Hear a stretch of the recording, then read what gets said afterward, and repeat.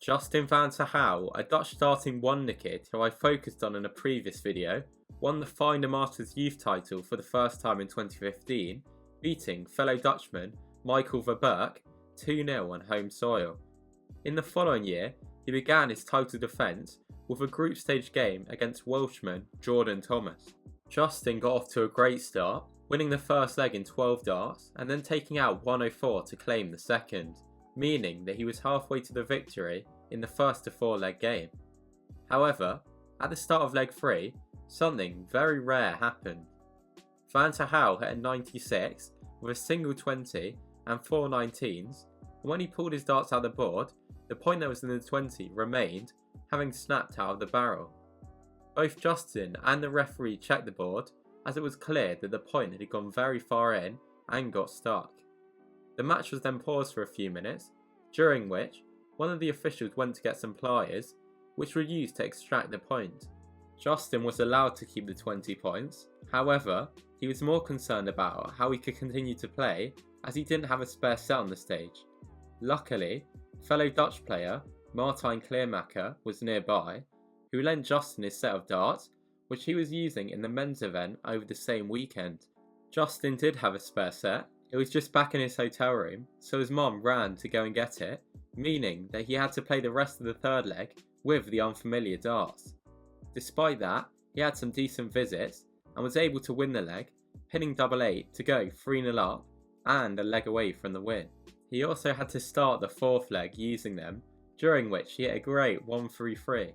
However, after Justin missed 2 darts at a double, Jordan claimed his first leg.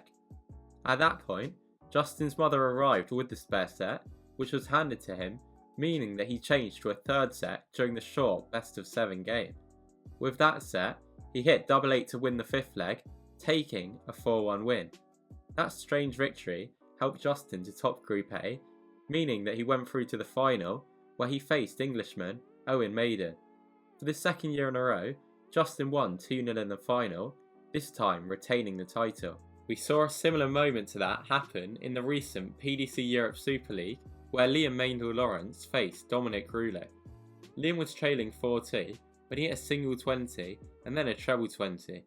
However, the barrel of that treble 20 dart fell straight to the floor, leaving behind the point in the board.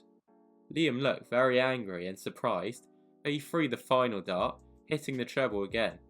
The referee called 80 at first, but after Liam pointed out the stuck point, he was given 140.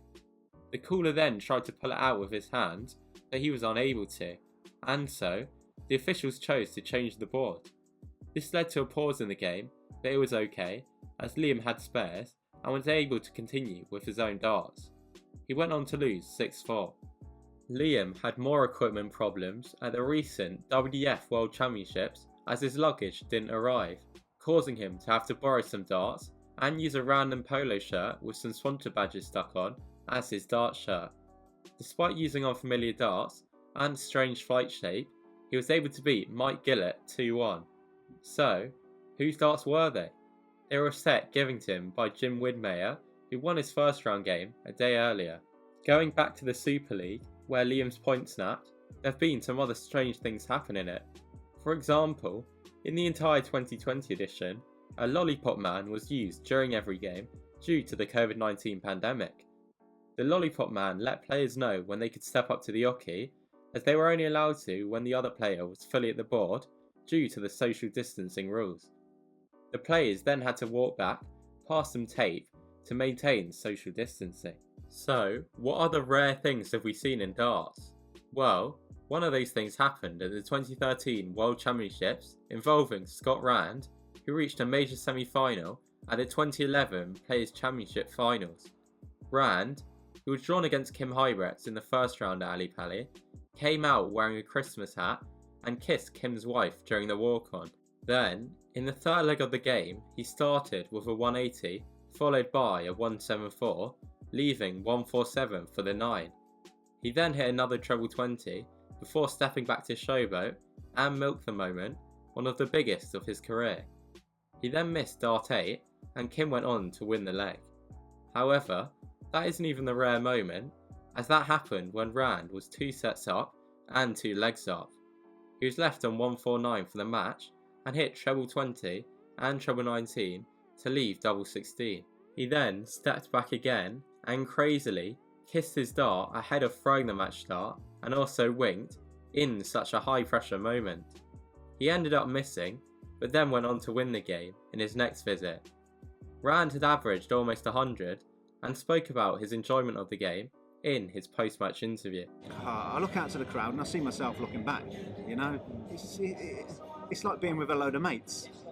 There might be, I don't know, 3,000 or 4,000 of them, but it feels like I'm in me local with me mates.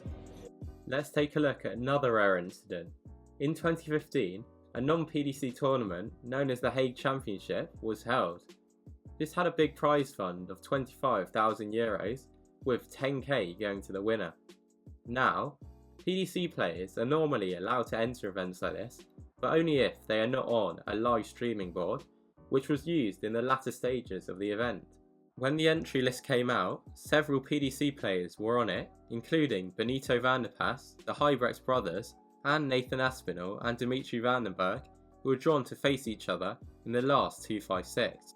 The event went ahead on the day without issue, with a final taking place between Jeffrey Deswan and Van der Pas, which against PDC rules was streamed online. Van der Pas won 7-5. Andy Bolton and Nathan Aspinall also played in and won the streamed doubles final.